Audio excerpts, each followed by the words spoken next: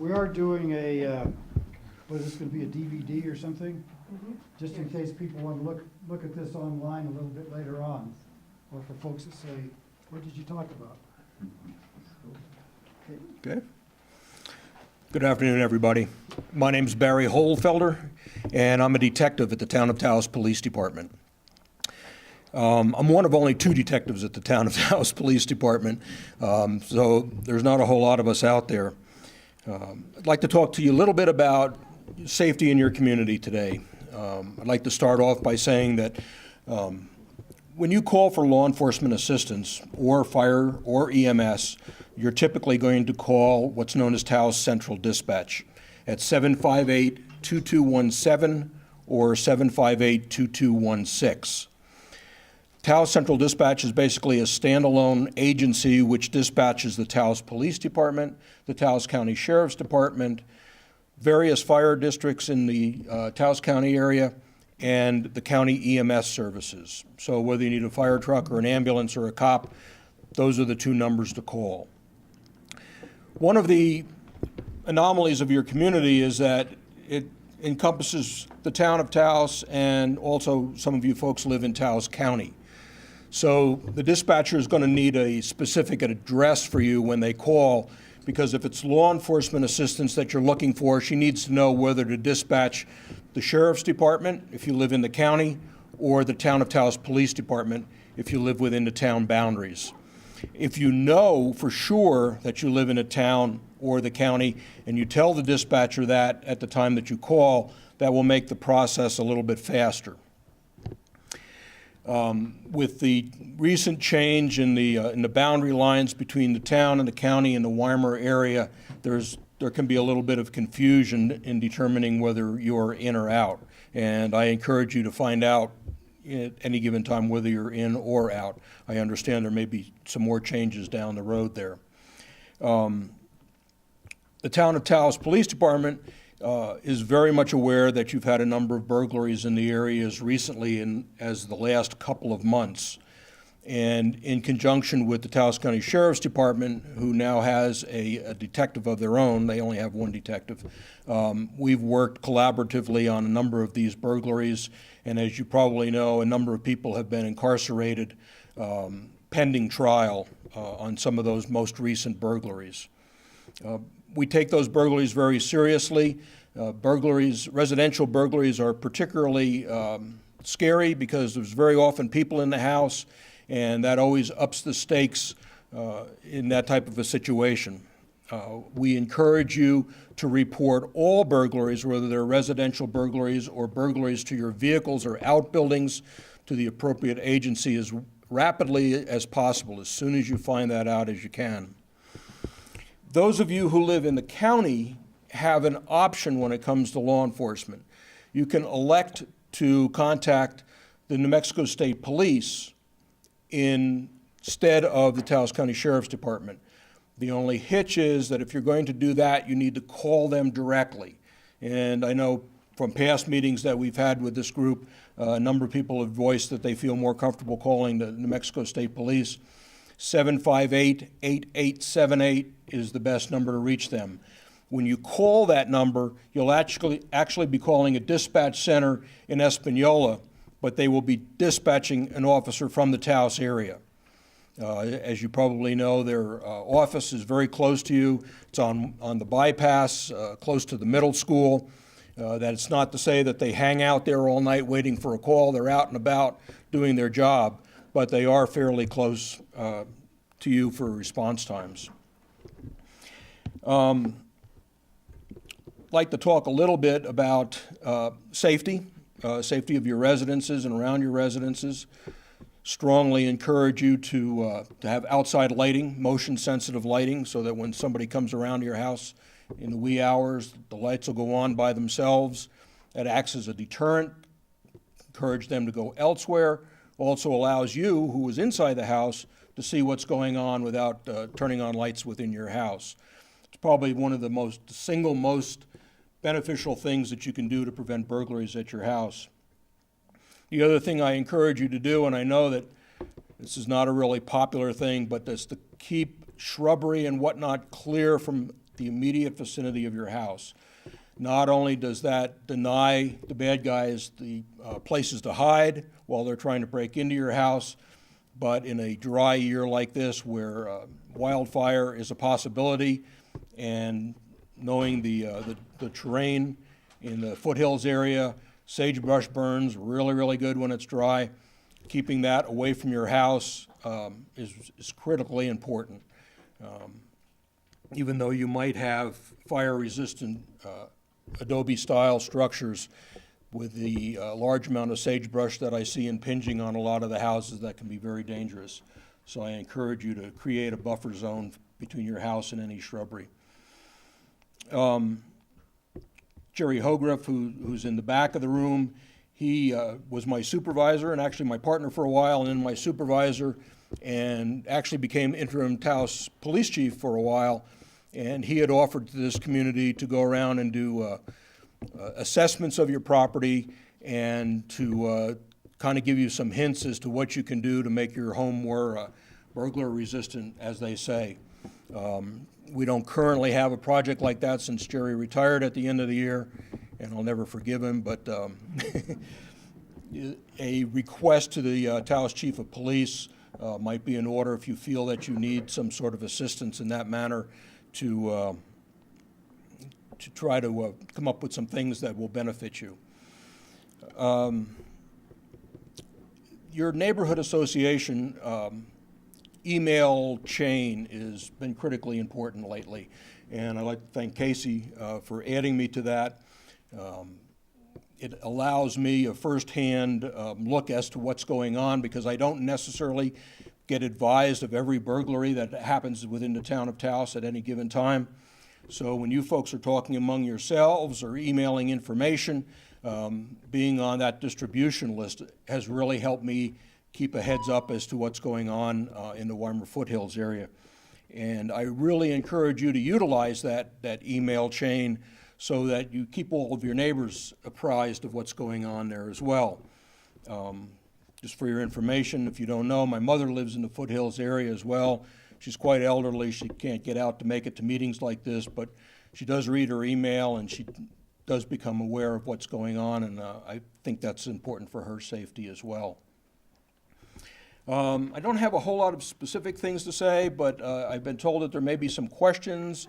If there's anything from the audience that I can answer or help you with. Yes, sir. One question I have, I've noticed in the neighborhood in Weimar, a lot of people are putting up automatic gates now. How is that? Is that much of a deterrent? I think it depends a lot on where you live. I was doing some patrols in the Weimar Foothills area here about 3 weeks ago now, and I did notice that. And I think it's good because it keeps people from coming into your driveway, and a lot of the driveways in the area, my mother's included, the house is sort of isolated back in there, and again, if you're not home, that's a perfect place for the bad guy to hide. And if they can drive right up to your house and do that, that's a really bad thing. So if the gate will keep them out onto the highway, there's much less of a chance that they're going to get out of their car out on the roadway and then hike back into your house. So I would have to say yes. We have to say, I live up in Taos Canyon, and there are a number of gates up there, and there's always a concern for fire and EMS. So you need to factor that in there. I'm also a firefighter. I will tell you that in all our trucks at the Rio Fernando Fire Department, we have a universal key to get through those gates, commonly known as bolt cutters. You know, in a bad situation, we're going to probably get through your gate. And you know, if it saves your life or saves your house, then it's a small price to pay. But I would say yes. One thing that you can consider is, first of all, contact Taos Central Dispatch at one of the two numbers I gave you, 758-2216 or 758-2217, and arrange with them to place a 911 call so that your name will come up on their screen, and then if you desire, you can give them emergency information as to how to get into your house. At the very least, should you call for assistance, please advise them that there's a gate on the road. If there's a combination to the gate that an ambulance driver or firefighter can access, then by all means give them that. If you're able to remotely open that gate from your house, which is a great option, then please do that. But I would say that it's a good idea. Sir? I wonder if you could make some maybe advice regarding weapons in your home. Secure them. The biggest thing is please secure them, because weapons, electronics, and alcohol are the three main things that people are stealing from your house. And none of us want more guns on the street, particularly among the type of population that's going to steal your gun from you. So I highly recommend a safe. Depending on how many guns you have, you only have one pistol. Safe may be a little bit excessive, but there are cable locks that you can buy from Walmart. There's a couple other hunting or gun stores in town nowadays. I would check with them and at least run a lock through there that makes the gun inoperative. If it's a gun that you're keeping for personal defense, then I would say secrete it someplace so that it's still handy for you, but it's not going to be something that is found readily when somebody comes in and does a really quick burglary. And we have some people in the room who unfortunately have been burglarized, and they can tell you how fast those people are in and out of your house. So they're not typically doing a whole lot of searching. Unless they become so comfortable that they feel that you're out of town and are going to be out of town, then they may take a little bit more time. I do not recommend blindly firing weapons out into the dark. This is a really bad thing. It can be tragic. I know our vice president has advised people to do that. I have to differ with him on that. I just think that's a really bad thing. Being prepared to protect yourself and your family is not a bad thing.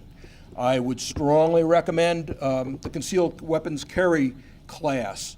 In order to legally carry a weapon, not talking about in your house or in your car, but if you desire to go out and about and carry a weapon, there's a state law that says you have to have a permit to do that. You may not want to do that, but the knowledge that you will gain by taking one of those classes, and there's a number of instructors in Taos County. You can go to the state police website, New Mexico Department of Public Safety, and look down along the left-hand side of their menu, and you can identify people there.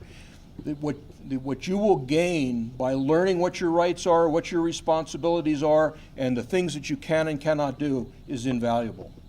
So if you're a gun person, I strongly recommend the concealed weapon carry law. It's not difficult to become certified. It's amazingly simple. But again, the classroom part of that, which is part of the requirement, is very valuable. Yes, sir? Are the maps up to date so emergency vehicles can find any address? Could you repeat the question? I'm sorry? Could you repeat the question? Okay. The question was, are the maps up to date? The map at Taos Central Dispatch is current, and I just, within the last 2 weeks, had the town has a GIS person on staff. I just had him print out maps for the police department, for the officer's room, and I have one in my room. And they are extremely current. Now, if there's changes in the future, of course, they'll have to be updated, but our maps are current, yes. I can't speak to the sheriff's department, I don't know. Jerry, I have a question. Sir? What about the efficacy of something like hornet spray, wasp spray as something to defend yourself with in your home? It's fine, and I hope you never get in that situation where you're that close to the person you're defending yourself from, because that's a really bad thing. Yeah, pepper spray, which you can buy. I know Ace Hardware sells pepper spray. Sometimes Walmart sells pepper spray. We as law enforcement officers carry pepper spray. It's not the be-all, end-all, nor is the hornet spray. Again, that's a really bad situation. If you are home and you think somebody's trying to get into your house, 911 is the first call to make. Doesn't matter which agency responds, as long as you get somebody on the way, and then start turning lights on in the house so that person knows that there's somebody in the house and they're aware of them, and chances are they're going to leave. But yes, in a face-to-face encounter, anything goes. Yes, sir? What about the use of tasers? Once again, the question was, what about the use of tasers? The tasers that are available to you, unless you're going to spend several $100s on one, require that you physically touch the person with the taser, okay? The tasers that law enforcement carries and that you can buy as a private citizen for around $300 a pop actually shoot two little probes connected to the taser by very, very fine wires, which transmits electricity to the person that's shot. They're quite effective. Most of us who are police officers have been shot with tasers as part of the training. But once again, you're in a face-to-face situation now, and anything that you have goes. Keep in mind that regular tasers, just by tasing somebody, yes, they may fall down, but as soon as the electricity stops, it's all over, and they're viable again. Yes, sir. From what you've seen in the past, is the intruder typically a drug addict, or are they typically armed, or, I mean, Okay. what's a typical intruder like? The question is, what is the typical intruder like?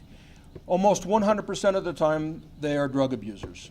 And I'll say substance abusers. They could be intoxicated with alcohol, or it could be some other type of, quote, recreational drugs. I don't quite understand that term, but at any rate.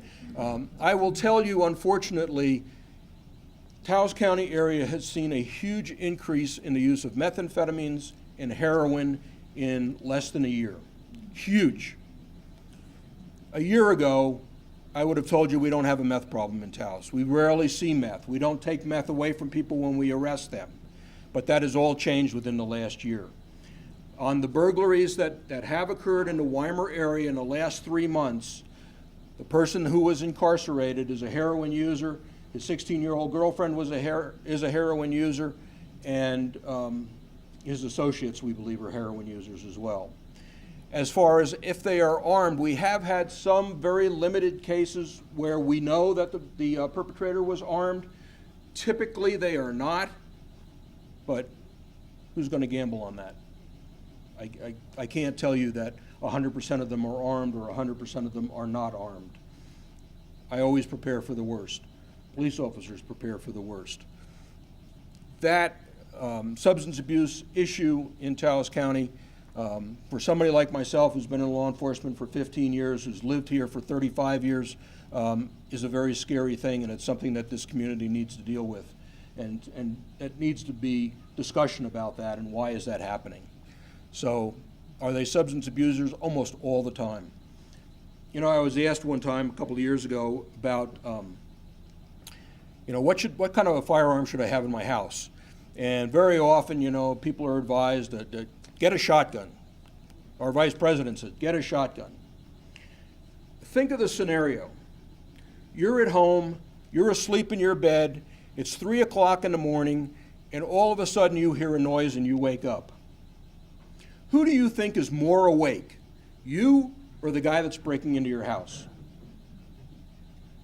Do you really think that you can access your shotgun or your hunting rifle and exit your bedroom and start searching your house and not have that weapon taken away from you by a guy who's high on drugs, who is wide awake, who's scared to death, and who's in there to steal from you?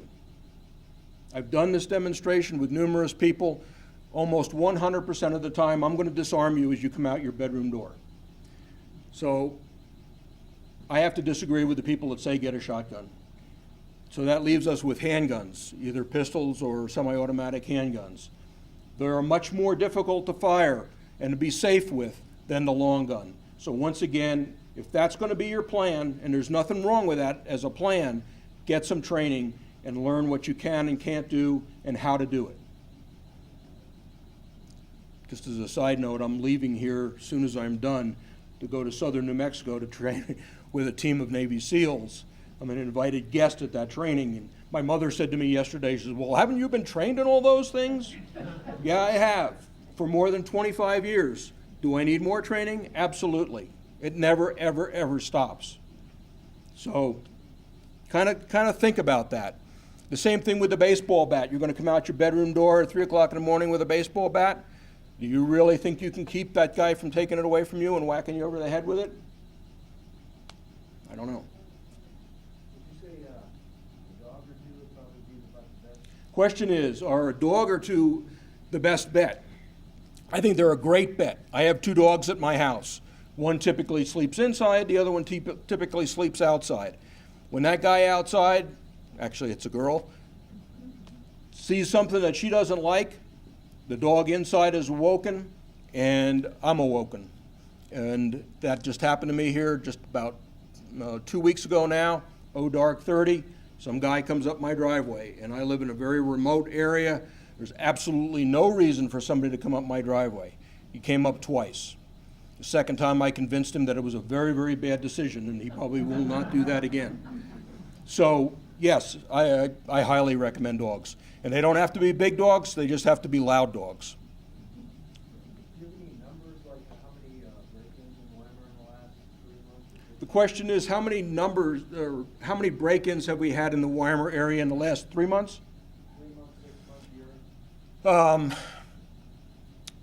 Since the first of the year, I'm going to say, and I'm going to try to include county and town here, because I've been working with Detective Rob Salazar from the Sheriff's Department on several of these. I'm going to say there's probably been 4 that I can remember since the first of the year.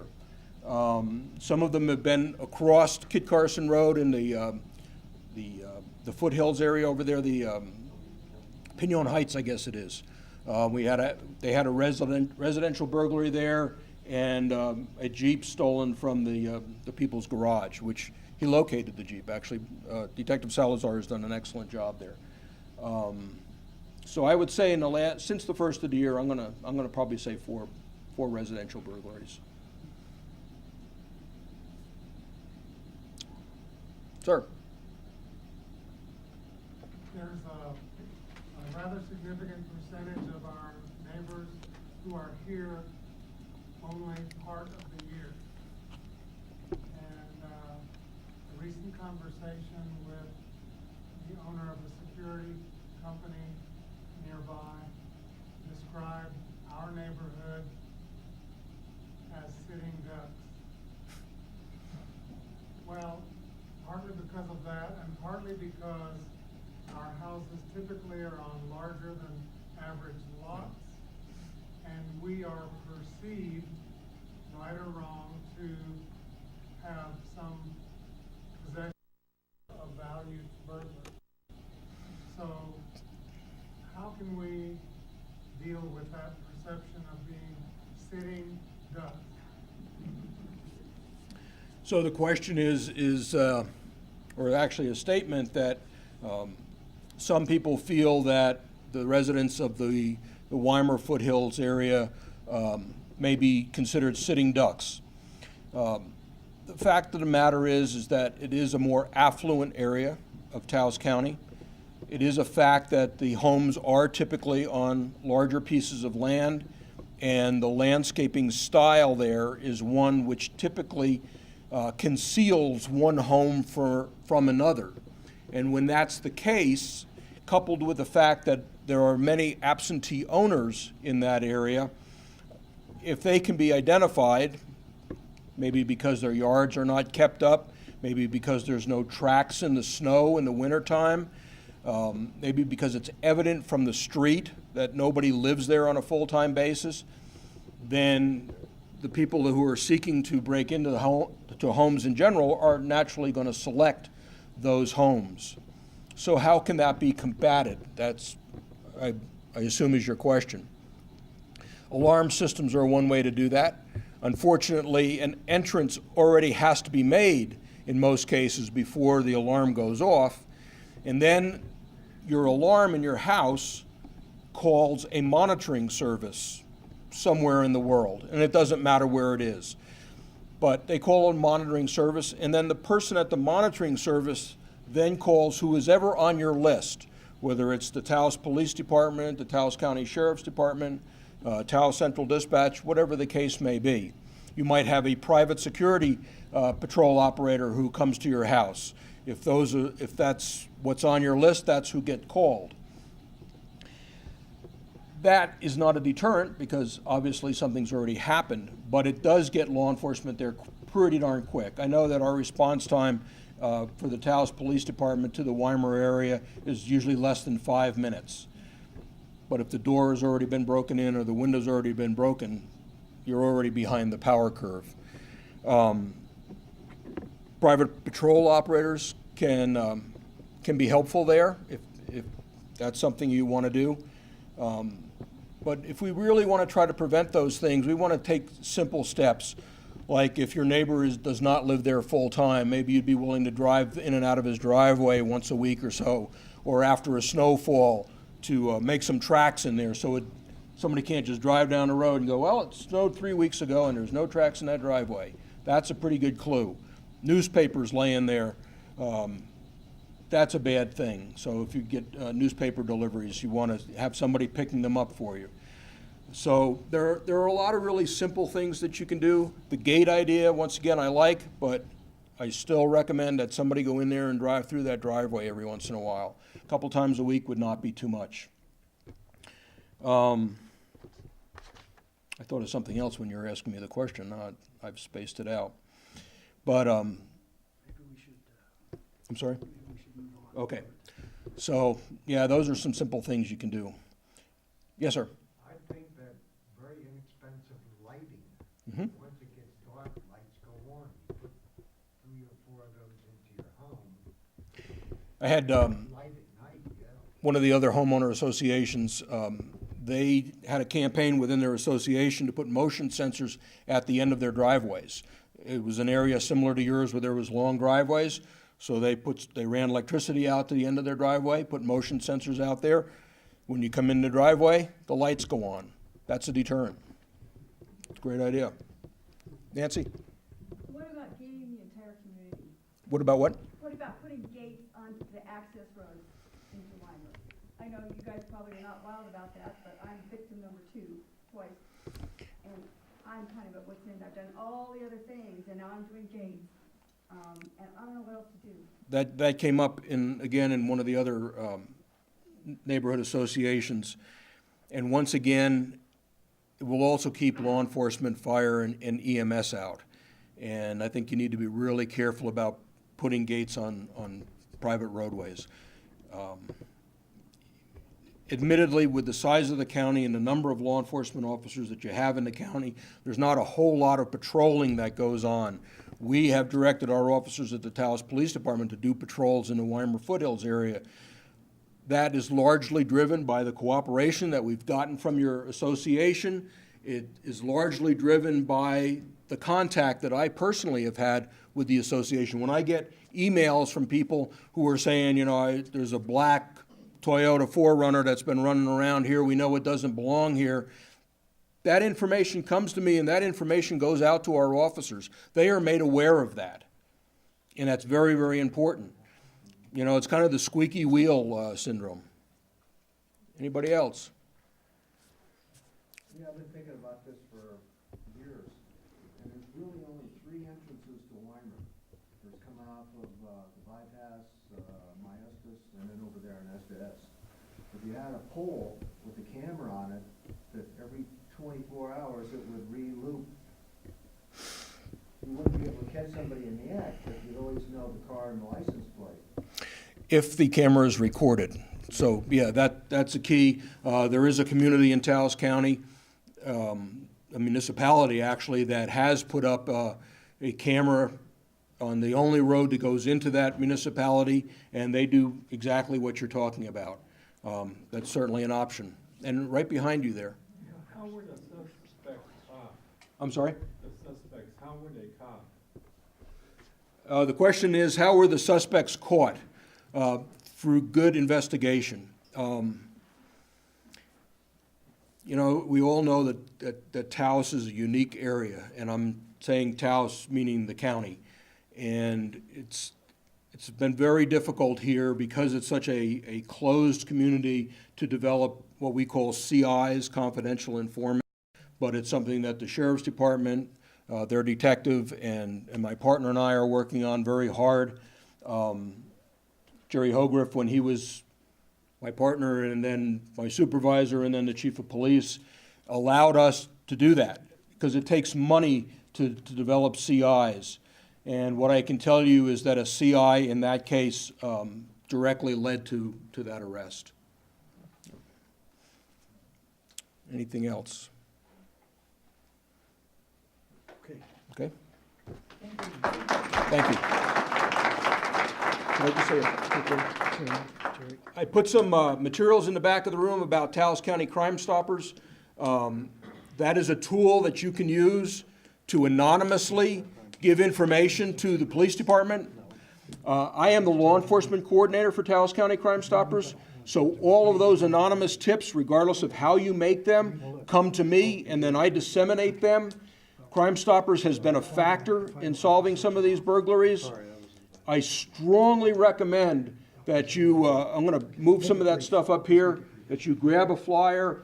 You can send us a tip by telephone, and it's not answered in New Mexico. You can send me a tip by email or by text, all completely anonymously. It is not a substitute for 911. If you see something happening, if you're in danger, by all means call 911. But if you get information and it's something that you don't want your name to be tied to, Crime Stoppers is an option for you. Thank you very much. Real quickly, I'd like to ask the questions be held after him because we're running way behind. We've got a lot of other things on the issue, so maybe you could catch him after. Yeah, and you know, we've never known Barry to not talk at a long time anyway, so. No, Barry gave you some very good information. I just want to follow up and elaborate a little bit on that from a Crime Stoppers board member perspective and maybe readdress a few of those things. I'm Jerry Hogriff, and as Barry had introduced, formerly with the Taos Police Department and did retire at the end of December. But I'm still active, in fact, on the board of Crime Stoppers and doing some other things, so you haven't heard the last of me yet. I'm not supposed to campaign or politic up here, so I'm not. The one thing that, and I took a few notes as we were going through Barry's presentation. The one thing I want to point out is about the encounters. There were things talked about, tasers, wasp spray, these kind of things. Please understand that the crimes that affect the FNA and the other neighborhoods within Taos are seldom ever a face-to-face encounter. These burglaries, these thefts, these crimes are occurring when people aren't home. By and large, that's when these things happen. To follow along that, it was mentioned about, well, a gun and so forth. I'll tell you right now, in my 26 years as being a police officer, I've seen a lot more guns stolen from houses than ever used to defend a life or property from a house.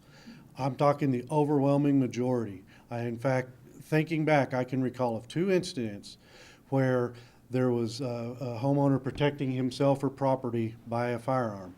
I can think of, gosh, there's got to be hundreds where firearms were stolen from the house when the occupants weren't home and the weapons weren't properly secured. So please, just take that for what it's worth.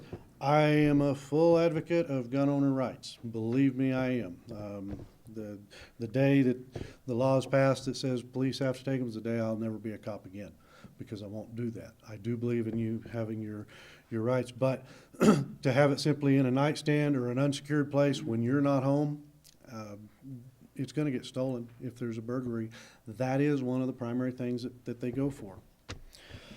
So you talked a little bit, or there was some discussion about alarms. Alarms are awesome, especially an intrusion alarm. Once an entry or glass is broken, and that those alarms go off. Yes, I highly encourage those. Along with the alarm, having the recording system that is tied into that alarm, so when the alarm goes off, your interior recording home recording system kicks on as well. And having those at strategic locations, not up in the ceiling where we get the top of somebody's head as they're walking down the hallway, but the fake light switches that are here or here at an eye level, because what are we going to compare that picture to? Typically a driver's license photo, right? And how are those taken? Are they taken from above at the motor vehicle department, or are they taken, from here? So think about that as you're setting these cameras up. And I know I've only got a couple of minutes because I was told I did, but I'm going to push through this quickly. Perimeter alarms, having something in your driveway that trips a perimeter alarm, lights and so forth, those are great. Silent when you're home, you know, these systems are so technically advanced now that you can set them to be silent when you're at home, so it'll buzz your cell phone or your pager or something within your house. And so you know when somebody's coming up your long driveway. Or if you're not at home, where it can set off your motion detector lights, things like that. On the security lights, those of you that I did home assessments for back in 2012 when we were doing that, remember one of the things I was encouraging you to get, the motion sensor lights that flash. Don't just come on, because what do we not want to do? We don't want a light just to come on and give the criminal light to work by, right? No, absolutely not. That's not what we want to do. We want a light that's going to draw attention from the neighbors when you're not home, and that your neighbor's going to know, you know, when they're home, their motion lights just come on, their floodlights, so when a raccoon walks through the yard or whatever. But when they're not home, they set that to flash. That's my clue to know that there is somebody around that property. Perhaps it doesn't belong there. Other things, when you're home, I mean, everybody, you know, if you've got home alarms, intrusion alarms, maybe you do, maybe you don't, remember your keys. If you've got a car, most cars now have remotes. Most remotes have a panic alarm and all. I mean, you know, if you're laying there in bed and you're startled by something and you've got your keys nearby and you can hit your button, you know, it'll make your horn go off. You heard mine from in here, and it's clear out there. So little things like that, and in the mobile home parks and stuff, that's one of the things I encourage, because typically some people maybe can't afford, you know, the greatest and best, but they've got an alarm right here with them, and they'd never even thought of it until I told them about it. So that's one of the things. The shrubbery, I'm not going to cover much of that. I want to talk about Crime Stoppers. Barry gave you some phone numbers. Those are important numbers to know, but please keep in mind that an emergency, that phone number is 911. For any emergency, for questions or, you know, concerns or tip reporting, if you don't want to remain anonymous, yes, the 758-2217 or the 2216, which is kind of like a 311 information phone number now for the town and counties. Crime Stoppers. If you've got information about a crime that's not current, that's not happening right here in front of you right now, that's not what Crime Stoppers is about. We're not the responders that go out and bust the criminals. We are the anonymous information gathering center that gets that information distributed to law enforcement while maintaining your anonymity. So you remain anonymous. I do realize that we have a 758 number. And I have a hard time convincing people that 758 HALT, H-A-L-T, is not answered locally, but it is not. It is answered in Houston, Texas. It is screened. It is then screened a second time, and then it is distributed to the receivers here in Taos. The receivers here in Taos have absolutely no way to know the origin of that phone number, and I can't stress that enough, that you're not going to be known. If you want to remain anonymous, you can. You'll be given simply an ID number by phone, and then if you wish to follow up with that, either by phone or online, you can call back and they can explain how you can retrieve your rewards. Another real funny thing, and we had this discussion before the meeting started, one of the things was, you know, we're sitting ducks. I heard somebody asking a question about how can we break that. And, you know, one thing is, you know, the concealed carry classes, whether you do those or not, put something in the paper that says we just held one. You know, get a picture of the Navy SEALs and put a picture in the newspaper that says Navy SEALs train Weimar Foothills Association members. You know, is that going to break that stereotype? I'm going a little extreme, but break that mentality here in the community that, you know, we're sitting ducks by taking some actions like that. Start a rumor, if nothing else, and let them know. So I throw that out to you, and yes, it's funny, but I'm sincere in saying that that's deterrent. If I read that in a paper, I'm probably going to go somewhere else. Changing things around, you know, Barry mentioned the driveway, the snowfall and stuff when we're moving into summer now. On those summer residents, make an agreement with them, just like when I did the visitations, would tell people, you know, change up your house. Change it every day. Have them move your garden hose from one side of the lawn to the other. Move the barbecue grill, turn it sideways. Make it look like somebody's been there. And that goes a long ways in deterring the crime. You guys in the foothill, you know, that the FHA, the Foothills Association out there, you guys are, or FNA, I guess it is, not FNA, not FHA. You guys are already so squared away and so far beyond any of the other homeowners association. I mean, proof is right here. Proof is right here. You guys are so squared away. You've got, you know, the resource directories in here, the map, the contact numbers, the you know, the dark skies things, and all this other. You know, take and put a few more things together and take it for what it's worth. Utilize Crime Stoppers. You know, if you see that vehicle and you've seen it 3 or 4 times within a week, chances are, and you know it doesn't belong in your neighborhood, chances are it's up to no good. Report that to law enforcement, if not to law enforcement, through Crime Stoppers, because through Crime Stoppers it will get there. Information about Crime Stoppers is there in the back. So with that, I'm done. Thank you all for your time. Appreciate it. Bye-bye. Thank you. Thanks to Ben and Jerry. Barry and Jerry. Barry and Jerry. Barry and Jerry. Okay, I guess the mayor isn't here and the fire folks aren't here. Yeah, you got a fireman back. Oh, okay, good. Come on up. And while he's coming up here, let me just have the board members stand up. Most of you know these people, just so we can see who they are. And these folks, you know, they're real good about meeting, helping out, communicating. So we're going to be asking for more volunteers, of course, for various things.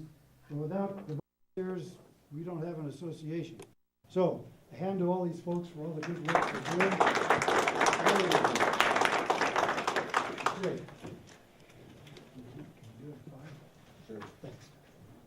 Hello everybody, I'm Captain Brian Levine with the Taos Fire Department. I'm here to talk about defensible spaces.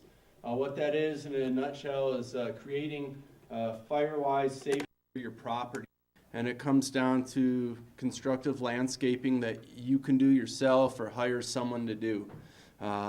Essentially, you're going to want to do 2 zones, Zone 1 and Zone 2. Zone 1's immediately around your structure, and you can just clean up the yard, mow the grass if you have any dead vehicles, wood piles, any hazards, fuel loading, move it to a safe area, limb up trees to at least 6 feet in height, clear trees that are right up against a building, a structure, a garage, something like that. And that's going to be within 30 feet all the way around your house. The next zone is Zone 2, and that's going to be outside of that 30-foot radius. And it's going to be, again, more landscaping, thinning out some trees, cleaning out the ladder fuels, limbing up those trees again to 30 feet or 6 feet in height. If a fire does burn and it gets hot enough, it's going to get into the top of the trees, and that's called a crown fire. And there's not much you can do to stop that. There's not much we can do to stop that. So pre-planning, having your area thin properly, grasses cut, any kind of cars moved, wood piles moved. When that fire gets there, there's limited fuel for it to burn, and thereby you have a defensible space from wildfire. Or if, let's say, you're doing some agricultural burning, and it then gets to a fence or gets to a shed, conditions are right, maybe it'll stop that fire from spreading into the forest and then threatening the community. A lot of times in the past years, there's been a lot of material at the library, pamphlets, some books on defensible space. It gets more into it. Those should still be available. I don't know if they're still there or not. And if you guys want some more information, you're welcome to come to the station. And I have some PowerPoints, I have some videos, and it shows just more in-depth examples of what could happen and what you can do. But just to sum it all up, it's landscaping, cleaning up your yard, thinning out some trees, limbing up those trees, cutting the grass, moving a wood pile, and then in the event if there is an emergency, when to evacuate, who's going to give those evacuation orders, and what to leave for us if we come to help. Things like buckets of water, your garden hose available. If you have a gated community, Barry and Jerry talked about that. If you guys do put up a gate, make sure we know how to open it or have a key, like a Knox box, a key holder, someone to get in contact with so we can get in there. If you have cars parked in a driveway or on a road and we need to get around those cars, maybe move those to a better location. But it's all just taking care of your grounds or having someone do that. And I believe there are some companies that offer some landscape and defensible space services if it's not something that you can do yourself. One of the hard parts with that is I'm advising you to cut down trees, and I know in the Southwest, shade, trees, and the forest is very great, and we hold that close to ourselves, but creating a safe, fire-wise community, that's what's involved, as well as a dense forest. Undergrowth can't grow with too dense of a canopy, so you're also helping the forest as well by thinning out any kind of dense overgrowth. But again, if you guys have any further questions, feel free to call me at the station or come on in. I'll also check with the library for some handouts as well as maybe some books and pamphlets on defensible space. Could you mention burn permits? Burn permits. If anybody wants to do any kind of agricultural burning, you are allowed to with a permit. The permits are free. Just come into the station. We'll help you fill one out, and we'll go over the instructions with you.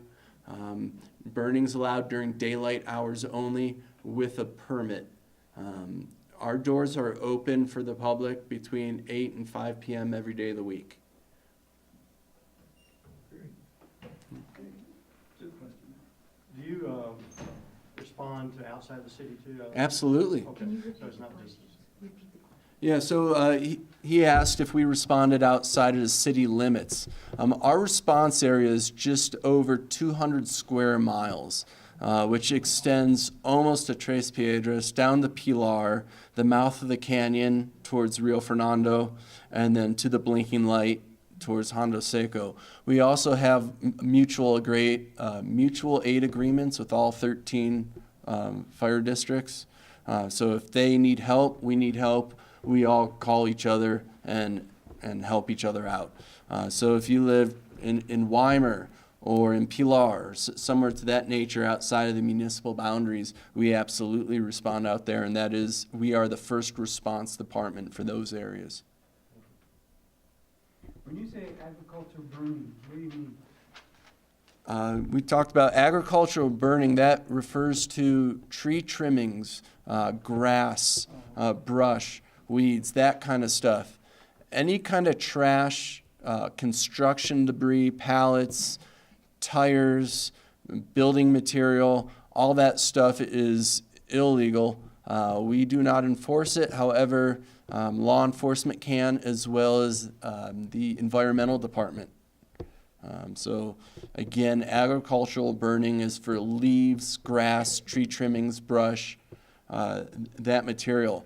If you cannot burn it, you can haul it to the dump. That's another option.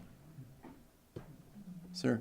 In my window, I have a little red card in there about fires. I think I missed a year. Do you send out a note every year, or do we just come by and buy a new one?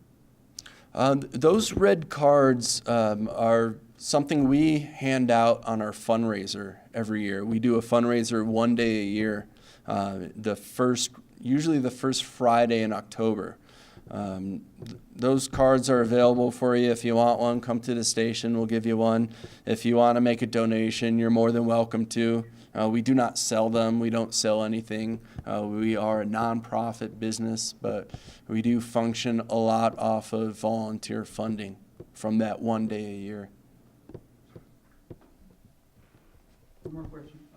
On sagebrush, does it burn really rapidly, or because during a drought, we have a lot of dried up sagebrush? Does sagebrush burn? Not easily. So if sagebrush is burning, that means that the fire conditions are pretty hot, pretty dry. And then when it burns, it will burn quick. Depending on the size of the agricultural material will determine how fast it burns. So grasses or fine fuels will burn fast, and heavy timber will burn slow, but it has to get pretty hot for that stuff to burn.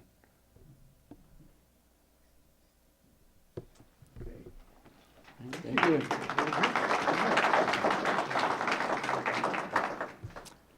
Okay, just want to acknowledge Candace over here, Candace O'Donnell, who's doing the videotaping for us. Thank you very much, Candace. And also want to give a special recognition to Casey. Casey's kind of the, she's information center, and as you all know, or most of you probably do, she handles all the emails and input and output, etc. So if you wonder what's going on, please check the FNA site.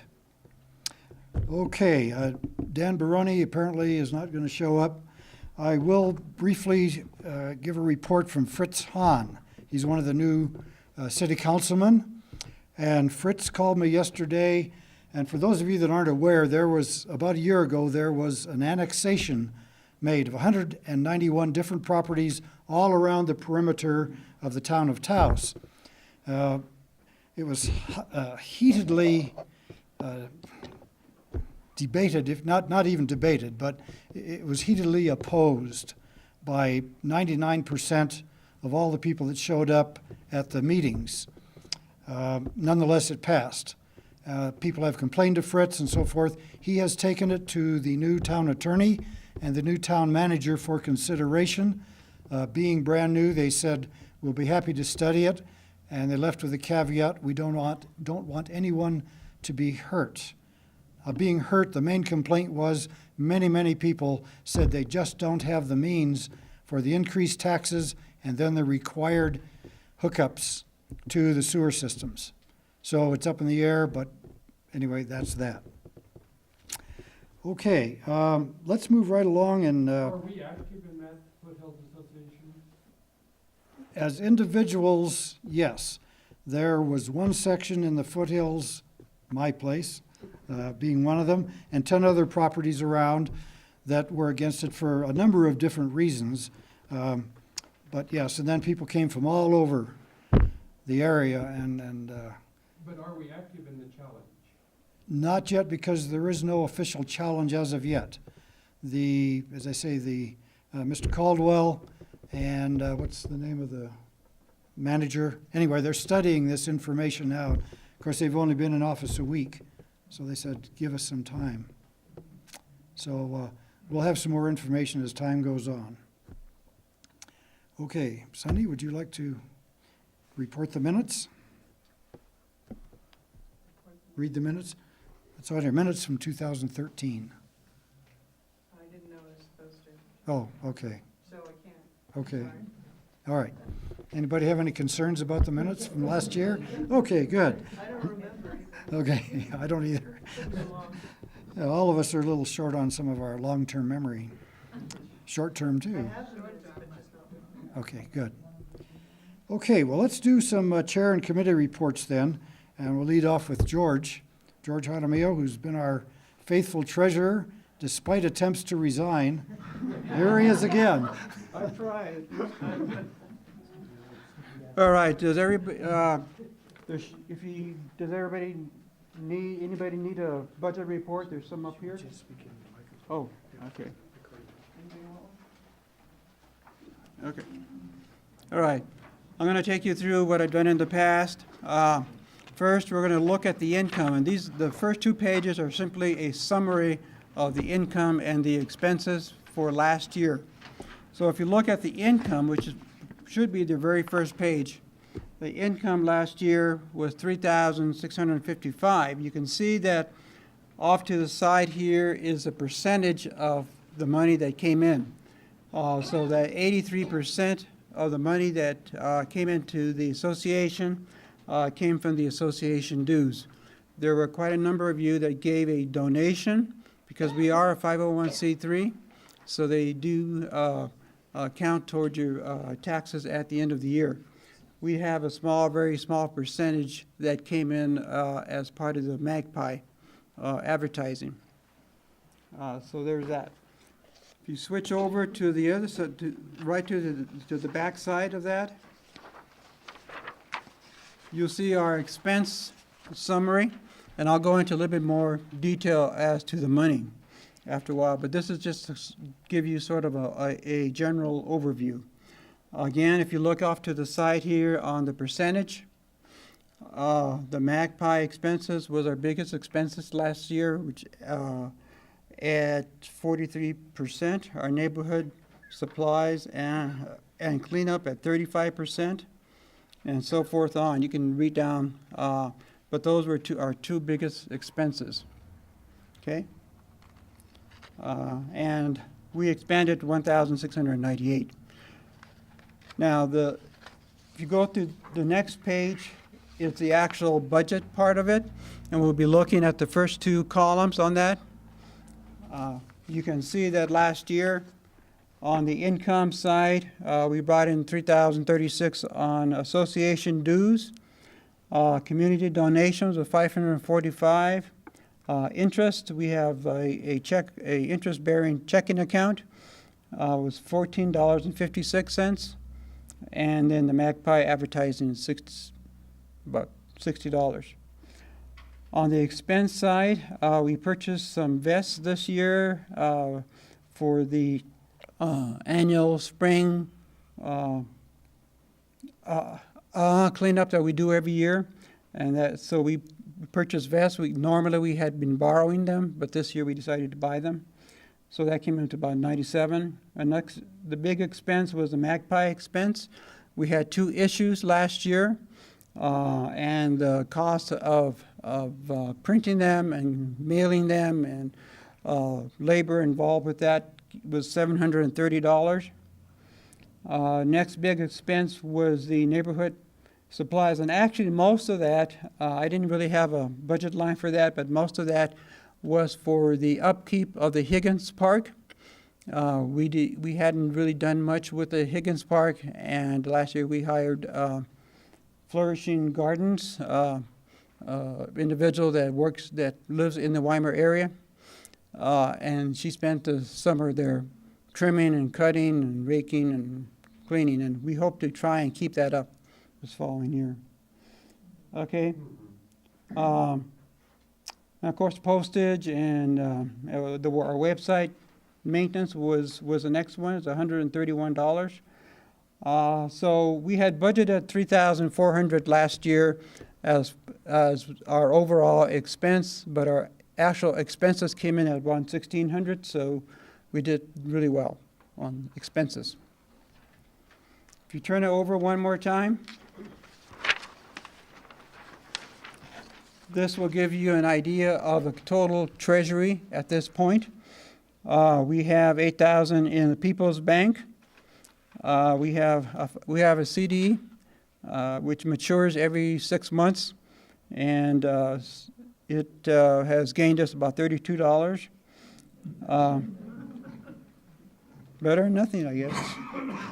Okay, so our overall treasury at this point is $13,082. There are questions on any of this?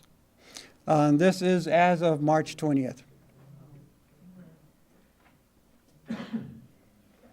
Okay? Thank you. And I'm still looking for somebody to take over the treasury. Yes. Well, as you can see, this type of a report, I mean, if someone asked me to do it, I'd have to say, I can't do this. But anyway, it's a lot of work that's gone into this. George has been very, very faithful. So if anybody out there with an accounting background or likes to work with numbers, just chomping at the bit to do it, please see George or me. Okay, thank you. Okay, Sonny's going to give us a report on infrastructure and several other things too. And this is also, well, all of these things are important. So, Sonny? By the way, the three of us kind of are your president, if you will. Because none of us wanted to be the president, particularly after what we'd had in the past, a guy that was so energetic, interested, time, he just loved this. We all said, ooh. So we're trying, we're working on it. So I'm going to be covering for Bob Feeler and for Pete Heverin as well. They're both away. Pete Heverin was supposed to be back, and he had family things that he was attending to in Arizona. So he apologized, but I asked him if there was anything that, what he would actually be saying here. And he said, well, he's in charge of the spring cleanup, and that is going to be Saturday, May 17th. And we meet at 8 o'clock at the parking area on the corner of Weimer and Maestas. And we have vests and bags, and we recommend everybody bring gloves, a bottle of water, put on sunscreen, a hat with a brim, sunglasses, and we send people out to all the different areas that are the most troubled with garbage and trash. I'm real thrilled with the people that take it upon themselves on a daily or weekly basis to pick up the trash, because we don't throw it, you know, and it somehow ends up being there. And there's certain areas that are really heavily used for trash bins that we just go and we take care of on that Saturday. And it's a good thing, and you get to meet people you wouldn't normally do, and you do good things for the neighborhood and keep it good. Just like graffiti or garbage, it tends to gather in the same place. So if it's removed, it's not necessarily a tendency to, even though the people throw it out the window, there's not like a pile that tends to, like the arroyos used to be. Since I've been doing the beautification committee, we have totally eradicated all of the trash piles from the arroyos that we're aware of. So if people are aware of any areas that need help, like I had a neighbor that her trash piles of old rusty cans and broken glass and whatever, it was just too much for her. And over a period of 2 to 3 years, we totally cleaned up that area. And energetically, it just feels better, and then it doesn't draw more like kind of, oh, we can just throw it there because everybody else does. So that's May 17th. It's a Saturday. And we really appreciate everybody showing up that does. So that's good. Let's see. As far as water and sewer, Pete says it's still not happening as yet. It's potentially will, but it's down the road a piece. So that's what I know about that. Today we're recording for the people that couldn't make it to the meeting, and it is going to be up on the FNA website, fna.org. Candace is going to deliver us a disc, and so the second homeowners, the people that could not make it today because they were away or they had other things that they had to do, they'll be able to attend this meeting virtually. So I think that's a good improvement there. Magpie is a way we communicate. If there's something you want to talk about or write about, you're more than welcome to submit to Bob Feeler, and we'll put it in there. Mary Lowe just had a lovely little article that she just printed, and it's a way that you can communicate with your neighbors if you have something that you'd like to express to everybody. If there's anything that people want to take on, at one point people were considering maybe some vacant areas that we could use as a dog park. There was some vague interest in that, but it never went anywhere. But if there's anything that people want to accomplish, you know, just be in touch and we can gather the people and we can make it happen. So, any questions? Okay.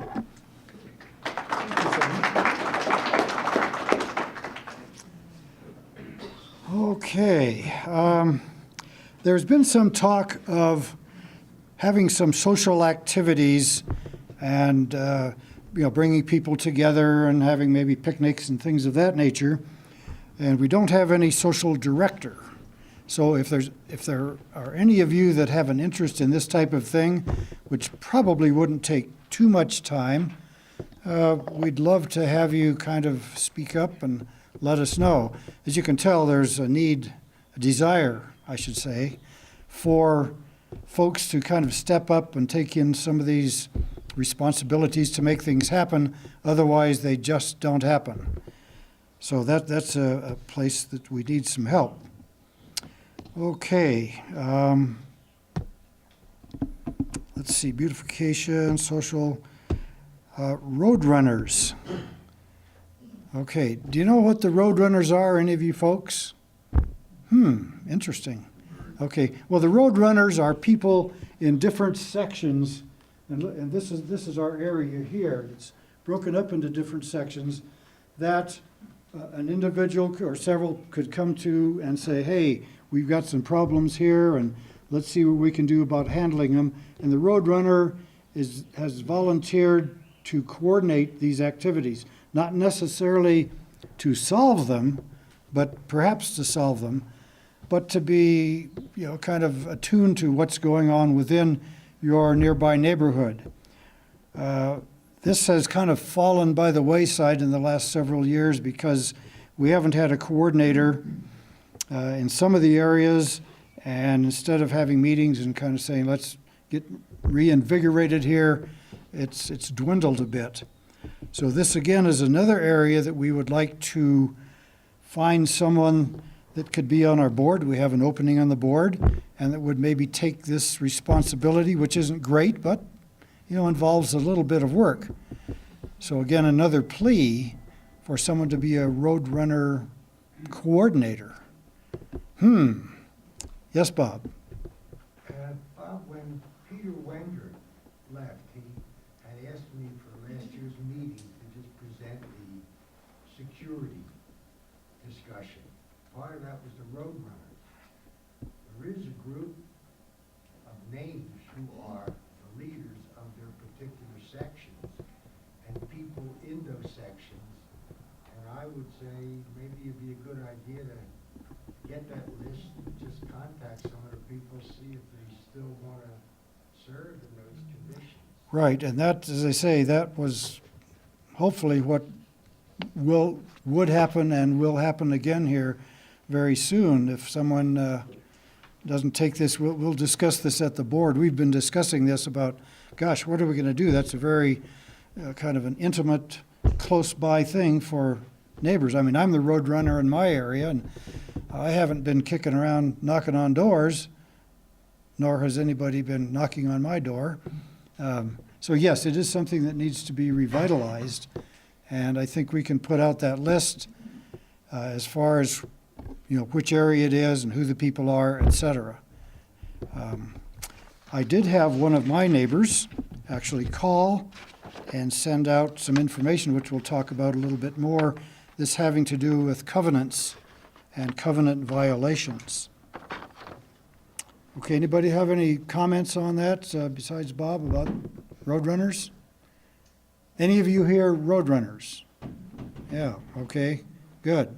So we got a few of us here. Sonny? The roadrunners were a really big help during the gas outage. They located people that were elderly people that didn't have hot water and connected them up with people that did have propane and showers and things. It's also, the roadrunners are really helpful with the neighborhood watch, with security of the neighborhood. So it's a very, actually, it's needing to be kind of fluffed up a bit so that we can actually do the picture of the Navy SEALs with, they put it in the papers, something like that, where we can actively, where somebody goes, yeah, I want to take this on because I want my neighborhood to be, information and not penetrable, something like that. I remember there was, over the last few years, there was some interest. Some of the road runners were really a little more involved with security and I guess other things. The other thing that was interesting when the former chief mentioned the idea of Navy SEALs. When I talk last year, one of the things I said was that the police actually can help us when they're picking up various thugs and prisoners and so on. Comments on the order of, you guys are lucky, don't mess around in that Weimar area, because they're really tough. That's where the joke about the gun on the T-shirt and so on. But these are little things that could be done that could help us. Just looking out at the audience, we could be geriatric seals. Right now specifically, I know that there's Burning House and Juniper need to have roadrunners. Those two people, Yes. stepped down. So those, if you live on either of those streets. Does anybody from either of those areas here? A volunteer? I've been a roadrunner before. You have, yeah. Well, we need help, and without help, it ain't gonna function. Is there anybody here, former Navy or Marine Corps personnel? No. I've worked with the Navy SEALs. Do you want some lessons? Yeah, well, anyway. Okay. Neighborhood Watch. That used to be very active too. We still have signs, but we don't have anybody kind of saying, I'll step forward and kind of pass out the signs and help you out, et cetera. Anybody wants a sign or any of these other little things, I have them. Oh, you've got them now. I'll be available to give to anybody. Okay, good, good. Yes. I'll do membership too before Rick talks. I'm sorry? Membership, I just wanted to say something about membership. Yes, please do. Is this a good time? I took over from Marcia Kuska doing the spreadsheet for the property owners of, over the time, and I have to say, I have a huge appreciation for all the work that went into that before I even got that. I mean, Marcia and Peter, probably Jones, and how many other people. It's a huge spreadsheet, and I have worked my way through it in the last 4 months and updated, comparing it to the tax assessor webpage, each of the 300 and something properties that are in the F&A area, so that I have mailing addresses for those who don't live here as their first home, and phone numbers, and also built an email group. We have over 330 people on that email group. But anyway, I was feeling like, oh, phew, I finally have gotten through after getting, and then I realized there's 3 or 4 more tabs on the bottom of my spreadsheet, so there's still work to be done. But anyway, the directories that you took today are obviously older ones, and so it's about time this year we'll put together another one, especially with the spreadsheet updated. So anyway, I appreciate all the work that everybody's done, and Marcia's your hard one to follow. So, but the map that I also acquired over here, I don't think, I mean, it must be probably like 8 years old or something, I'm guessing. Anyway, there's the little pink things on it are corrections or updates that I put on it, and if your home was built within the last 8 years or so, if you get a chance after the meeting, just to come up and glance at it and see if your street number is on there. There's also, as you probably know, going through Weimar, some houses that are not in numeric order going down the road. It's kind of crazy. So, but anyway, I just figured if I can update it as much as possible before going back to the county or wherever it came from, to get a new, build a new copy, that we would at least be able to have some corrections in there. So, let's see, I also started a clipboard around that's just a sign up for anything you might want to be volunteering for. It's not a commitment, it's just so that we know who might be interested. Does anybody have that clipboard? Did it work its way to the back? Okay. Or keep it going to the back. It did start up. But it just has to do about anything you might want to volunteer for the F&A. Let's see, what else? Just for clarifications, the F&A website is fnataos.org, and it's at the bottom of any emails you get from the email group, so you can click on that. And the email that you send to Taos F&A at Gmail doesn't go to the whole neighborhood. It only comes to me, and I just filter out anything that might be advertising or campaigning politics. But most of them I just forward out to the whole group. So just so you know, when you're answering something, you're not talking to the whole neighborhood. It's just coming to me. So Trying to think if I forgot anything. Oh, probably every 6 months or so, I'll just send out a mass emailing asking that if you're aware of any property that has sold in your vicinity, to just let me know. And that way, it's just easier to keep up with stuff. That would probably be something that Roadrunners could do too. But now that we have an email group that reaches so many people, that's probably just an easy way to communicate those kind of things. And I don't think I have anything else unless anybody has any questions. Thank you. Thank you. I was just thinking that, representation is fairly small here today, but with this group, I would ask that if you haven't, walk around your neighborhood, knock on doors, and meet your neighbors. You know, we all live in 3, 5 acre sections, some 1 acre, but we don't see our neighbors very often. And just to do this, and I'll give you an example. When we had the freeze a couple of years ago, I got a call saying a house, and it was 20 below, and I'd been working at the ski valley, and there was a message on my phone, which was fine, and they said this house had been broken into, and they said, I don't live in this area, but could you go check it out? And I was like, sure, okay. So I tromped through the snow and went down to the house that I thought it was, walked all the way around it. There was snow on the ground, so there were no fresh footprints. There were no doors, no windows. And the house next to it, which wasn't very close, but nobody was there that I'd seen. I hadn't been paying a whole lot of attention, but I did the same thing. Again, didn't see any entrance or exits or anything that looked like a property had been violated. And it was really difficult then to try to figure out, well, who owned these houses, where were they, how could we call them to tell them that something might have happened, et cetera. And it took about 5 days, finally made contact with a person whose house supposedly was broken into. And I don't know what came of it. But anyway, I think just going around, finding out who your neighbors are, saying hello, it's really important. I've got a neighbor that lives 2 houses away from me. I haven't seen her in 3 years. And we had a beekeeper meeting the other night, and so there she was. So, it's all, maybe it's going to be our house that's going to get burglarized when we're out, and we sure want somebody to know who we are and maybe even where we are. So just a thought, maybe express it to your neighbor, plus it's a good idea to know who they are, and you may find somebody that's partially paralyzed or semi-invalid or something like that.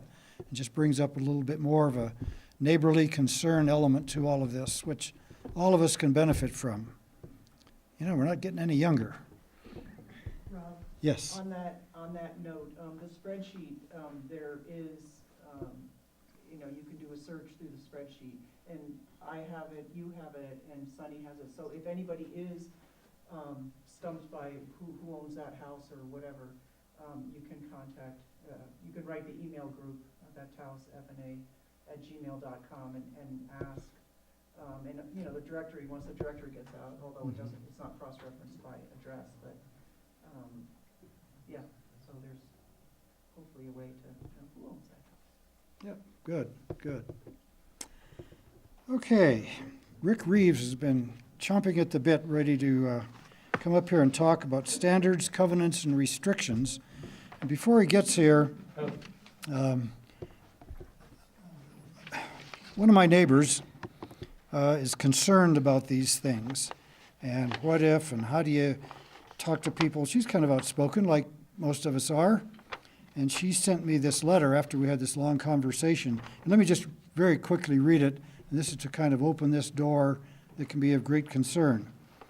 Let me start out by saying that, not to beat our drums, but Rick's kind of the chairman of this, and I'm the vice president, so people call me for a lot of things, but we have gone independently and together to 2 different properties to say, you folks, we're nice, have a problem, and we have covenants and restrictions, and could you please tend to this? And one of them, the couple, very responsive, and they said, we're building, and we're in the process, and within the next few months we'll get some of these issues taken care of. And they have, except for one part. And the other one, I first talked to the man. He was very attentive, and he said, yes, I'll move this great big black ugly thing, and he did. And about 2 months later, it showed up again. So Rick and I talked, and he couldn't go for some reason, so I went up there again, and I got an earful from the woman. And I thought, oh, boy. And so we've kind of discussed, well, what are we going to do? Well, waiting has been great. They've moved. And the big black box is gone. They were renting, right? They were renters, too, yes. And I couldn't even I tried the landlords and couldn't reach them. But anyway, problems. Okay, so my neighbor sent this thing. A, regarding covenant violations. My suggestion for notifying those in violation would be for 2 people in the appropriate section of Foothills to make a visit to drop off a copy of the specific covenant prohibiting the violation. Which 2 people? That was the focus of our discussion. She didn't want to do it. She thought, get somebody else to do it. And that's the issue. Everybody wants somebody else to do everything. And you know why things don't work? Because nobody was willing to do it. Okay. Perhaps the roadrunner and their designation should do so. I said, gee, thanks a lot. Okay, anyway, on and on. Yes, it would be ideal if we could approach our neighbors with a complaint about making it personal. However, that is not usually possible, and so the violations continue to amass. Well, I will disagree with that too. Okay, anyway, request B, this is easy. I expect someone to soon be knocking on my door because I hang out clothes. Yes, I have a retractable clothesline that I use from time to time. See many others doing the same. This covenant prohibiting clothesline use seems environmentally incorrect, and I would ask that the covenant be deleted or amended. She wants to remain anonymous, as she did with approaching someone that's in a violation. Anyway, so I think we all have it incumbent upon ourselves to help out. I've had several calls talking about we've got problems. Some sound pretty big, some sound kind of small, and the people are reluctant to approach somebody. I can understand that. The latest one was in a place, anybody here from the Verde area? Yeah, that's a little bit different. Your covenants are a little bit different. But anyway, it was about a building, and I don't know, did somebody talk to me, the folks here from that? Okay, you guys. They're not here. And I just thought to myself, well, what can I respond with? And I checked with the board, and we discussed it. And, you know, there's no legal backup for these covenants. So if something goes wrong, there's nothing that can come in and be an enforcing agency and say, okay, we've had complaints that code such and such is violated, and so you must correct this or we're going to send the police or get you fined or whatever. So that leaves us all in a dilemma. Like, how in the world can we do this? So I'm going to open this up after Rick talks about his business here a little bit about how can we do this. And right at this point, the board has come up with the same thing that we basically did and says, you know, the best approach is probably for a neighbor or maybe 2 or 3 neighbors to go talk to this person kindly, honestly, straightforwardly, saying, you know, if it is in violation, this is in violation, this is what it is, and we'd ask you please to correct it. You know, your property values are going to diminish, ours are, you know, the usual type of a thing, and take it from there, and hopefully most people would say, you know what, okay, you're right, and then it's gone. Anyway, we need to discuss this a little bit more in detail, but I'll first let Rick kind of bring us up to date on covenants and restrictions. Thank you, Rick. He's going away. Rob gave me a couple glasses of wine one night at one of these meetings, and that's all of a sudden I was volunteering for this.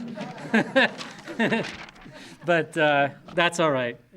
The first thing I did last year is take a box full of all these folders, and going back like 20 years, there's been a whole bunch of issues around businesses being run out of residential homes, various violations, and all these emails and all these letters I looked through and realized that there's no easy solution. But I did meet with the A.L. Jones a couple weeks ago, and you know, he gave me some good ideas. He actually, he's an attorney, although not a real estate attorney. And he gave me some good ideas about how we could proceed on some of these things. The first thing are the covenants in the Weimar area, you could call them CCRs or covenants and restrictions. One of the problems in the Weimar area is that there are numerous different covenants. There's a basic set of Weimar restrictions that are from late 80s, early 90s, I think 91. And they can apply to most of the areas in the Weimar area, different subdivisions, because there's several different subdivisions. You've got, like I'm in Cielo Grande subdivision. There's different sets of restrictions going up Verity Road. There's Alger Davis. There's Dos Arroyos has their own set of restrictions.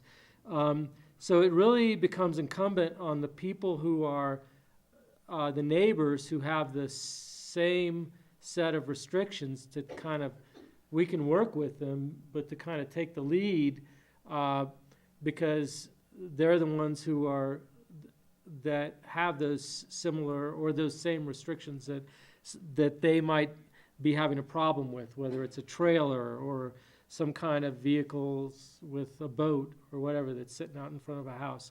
The other thing is besides the covenants, are zoning regulations from the town of Taos, which I think are much stronger for us to use. There's in terms of trying to deal with some of these issues. The big issue is people running a business out of their house. Especially when it's a construction or excavation type business, because there's always backhoes and big trucks and all kinds of vehicles coming and going. And it's, you know, if you're living across from that, it's a pain, you know. Who wants, you know, you've got a nice house and everything, you don't want to deal with that.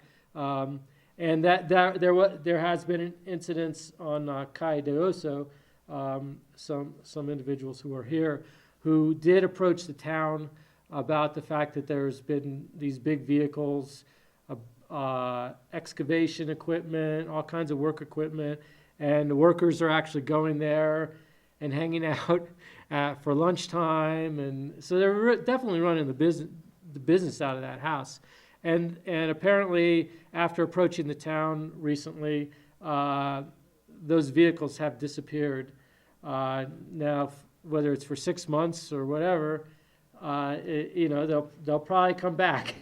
But so it's an ongoing battle, I'd say, and we'll just try to, Rob and I will try to deal with people and help people to you know, some in the past there's been series of situations where letters have been written to the owners, and then legal action has been threatened, and so on. From what I'm told by Yale Jones, that the individuals around that are in the neighbors need to begin legal action if that comes to that, and that the FNA then could support them in that legal action, but that the FNA doesn't have any standing to go ahead based on most of the covenants that are around here, in our area, to do that. Now, there is a particular issue that I think we're going to need to deal with in the next year or so, and that's the fact that these covenants are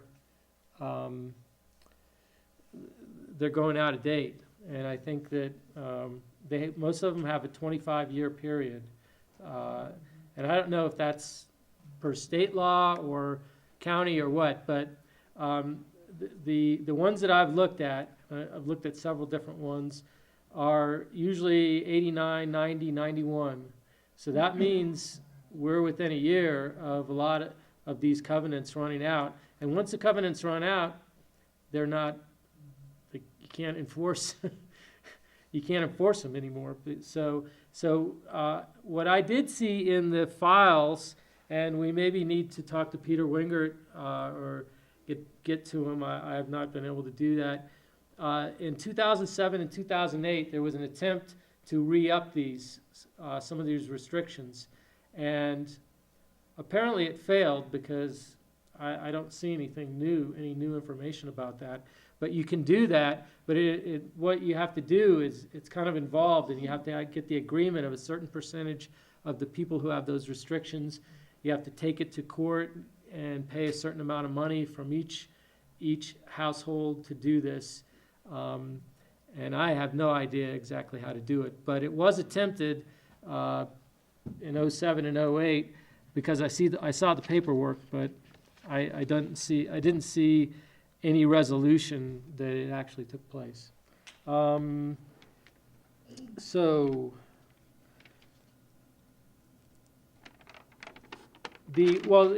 terms of businesses and dealing with the zoning laws, a business to function out of a house or to function needs a conditional use permit and a license. And that's the basis for approaching the city and the town and dealing with the zoning laws and trying to stop them from having all these vehicles and equipment and stuff out in front of their house. So, let's see.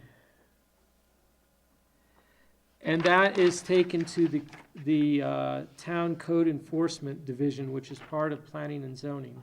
And ultimately, you would go to the Planning and Zoning Commission. So, in any case, that's kind of, I have no resolution or anything after having done this for a few months. What I would encourage people to do is on your warranty deed is where you're going to find your restrictions.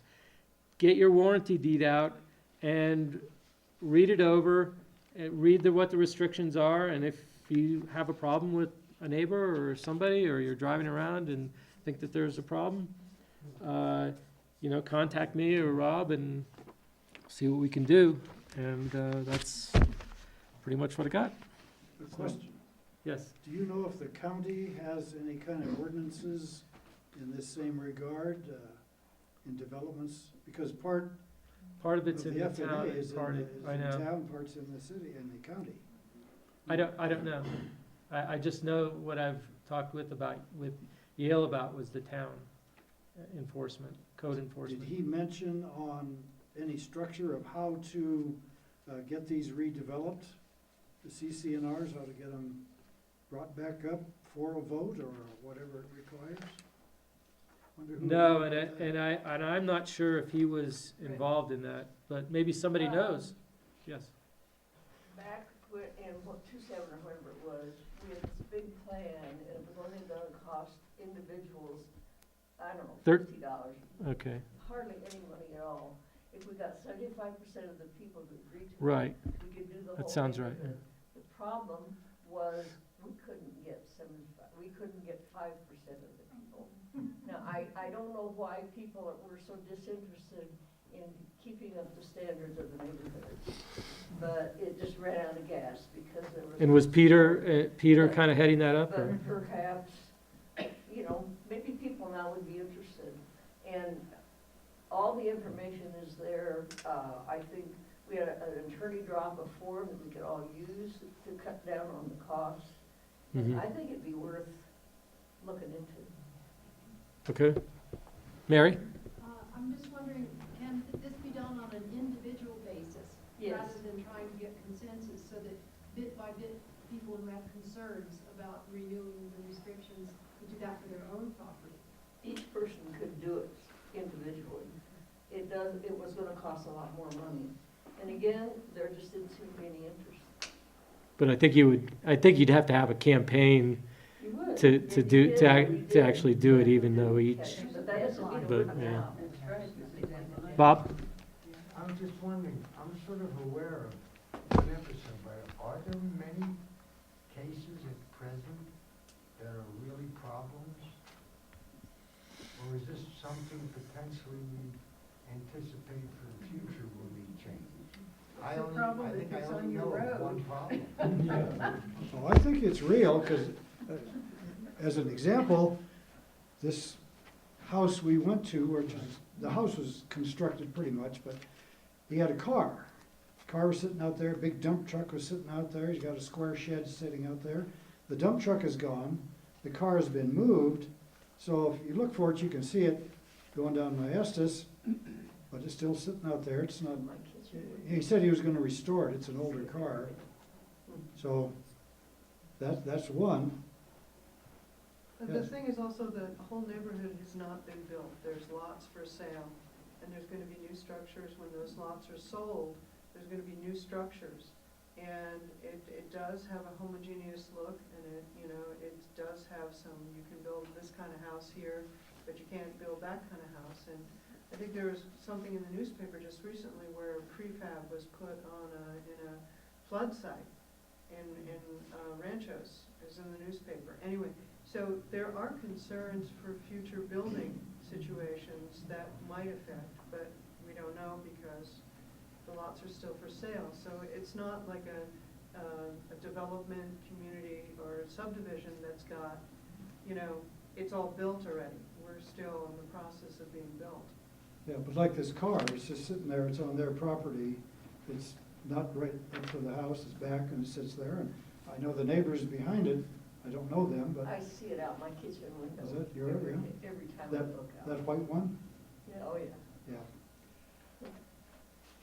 Yeah. You too? A question, Yeah, I go just ahead. wanted to ask, is it possible to you say that there's different CCRs for different neighborhoods, is it possible to publish them so that if you're in a group, you can reach out to other people in the group? And I can read my CCR, but I assume the people right next door are in the same group, but, you know what I mean? Is that a possibility? Well, yeah, I would like to do that, and I've been trying to get a handle on, how many different ones there are. If anybody knows that has been done in the past, or it would be great, because I see I've read through all these, I see Alta Sur, I see this subdivision, that subdivision, and there's several different ones, and there's areas where you can have territorial buildings higher up in a certain subdivision, but you can't, when most are Adobe style, but trying to get a handle on that is a little daunting, but. We collected masses of deed restrictions back then, and I think In they're all 07? in a box in somebody's garage. I think probably, wasn't one of the problems is that Weimer sort of individualized things as he was selling stuff? So there are lots and lots of individual. I think they're just a few, and the major part of Weimer has One set. Yeah. and then there are a few spots that are a little bit different. Yeah, gentlemen. Yes, the neighborhood association is spread over a fairly large area, and we rarely drive into other parts of unless by accident we happen to wander into them. But as a wake-up call, it might be instructive to take just a very short drive up Verde Road, which goes just in the foothills off of Weimer. And on the north side, you'll see some interesting things. First of all, some sort of vaguely threatening set of gates as you enter the road.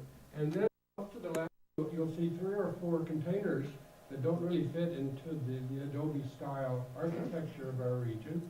Then you go a little further and there's almost a brand new, sort of trashy,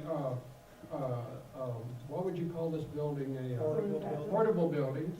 That at least if it were painted red and you put a rooster weather vane on the top would look a little better. And you go a little further and you'll find some very large portable trailers just adjacent. And so as the wake-up call, it could happen to you. I would feel good if the neighborhood association could, for the personal visit, maybe a letter could go to that property. Because I know I've tried to take the person to lunch and say, we're on our covenants, we don't have trailers, and they put their trailer there, and the response was, well, the neighborhood I actually live in has covenants, and they won't allow me to put the trailer there. So it's in our neighborhood.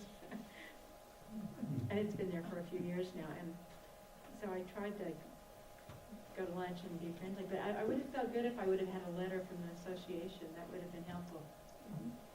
It would have gone first.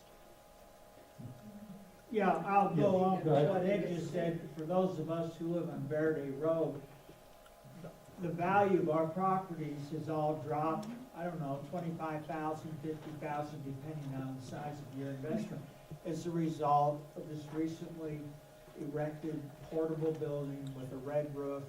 It's not behind the house, it's out forward facing the street, so you can't go up Verde without seeing this portable building, which architecturally does not blend into the neighborhood. And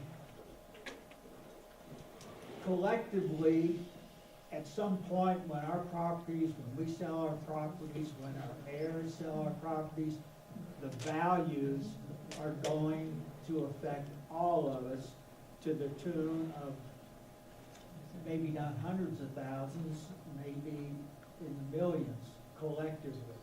So collectively, we all should develop some way of dealing with this issue, because it's only going to get worse, like the inoperative vehicle that's parked in somebody's backyard. I mean, that's fine, that's one vehicle. What if half of our neighbors had inoperative vehicles in their front yard, or portable buildings out towards the front of the street? So I think it's an issue, and I put an X by my name on volunteering to work with that. But Okay. I think it's good if everybody knows about this and realizes the impact. Yeah, my question was basically the same in terms of if we have a copy of the CCN in our, because my understanding, and I've done a little bit of looking at it, is each subdivision, and even within what may appear to be a subdivision, may have separate restrictions and covenants. And so, to say that, well, that's okay there, but not there, or right, a lot next door, I have no idea. It'd be good to have that knowledge. If 99% of it is all the same, that would be good knowledge too. And, where one can have chickens and the other one, can have pigs. I mean, that would, there's stuff in there like that I've seen. You don't want to go? Yeah, go ahead. Oh, you want to go? It sounds to me like none of us maybe have come across this before. We're not lawyers. According to the treasurer's report, we got a little money in the bank. Is it worth spending a few $100s to talk to a lawyer that specializes in this kind of work and get some guidance? How about a few thousand? Well, I'm not saying make it a large investment, but just, a 1 hour meeting or something to just find out if we're even going down the right path or not. Or even have another association meeting and pay a lawyer $200 and come to talk to us for 30 minutes and outline somebody knowledgeable who can at least give us, rather than each of us individually having to tackle this. Well, with respect to, for example, what Tom was saying, this has been discussed before at our meetings, but I never got the word, is this particular condition illegal according to any rules that we have? I'll talk about that with this in a second. I think your suggestion is excellent, and I would suggest that maybe a committee of 3, 4, 5 people get together to deal with this thing almost exclusively, not all the other things about it, but try to address some of this and then see where we can go. And we do have one lawyer in the neighborhood. Maybe he would volunteer to be an ad hoc member, something like that, and to see what we can do. And I have... Yeah, maybe Yale knows also an attorney around here that Yeah. might be. Well, let's do some exploratory work. My luck with lawyers has been that not so great. But I think what Rick said Yeah. You better get a real estate lawyer, and of your group, have a group of guys who can put a couple dollars up on their own just to get that meeting and find out if there's anything we can do. Okay. I don't think we can- And if the answer is we can't do anything, we need to know that too. Yeah. You know? And then another idea would be, as tried before, there'd be some way to consolidate everybody in here and say, okay, everybody want to pitch in, and let's get one set of, I mean, is it possible, I don't know, of covenants, restrictions, whatever. Just get them updated. Yeah, get them, and we need to update them. Here's something that I have, I don't have, oh, I'm sorry. No, there's two issues. I mean, we're talking about compliance is one thing. Right. And then the other one is, what do we do about our restrictions and covenants that are pending, expiration? They're gonna expire. And rather than trying to get one uniform kind of restrictions and covenants, I think we're just talking about renewing what's already in place. And I can't imagine that we couldn't get, especially now that we're reaching 330 people, that we couldn't get through email some feedback from people. Would you be willing to spend $50 to renew your current restrictions? It should be pretty simple to realize, how much this would cost if you. When I looked in I have that box, by the way, that I've tried to look through a lot of it. And I believe it was $13 per.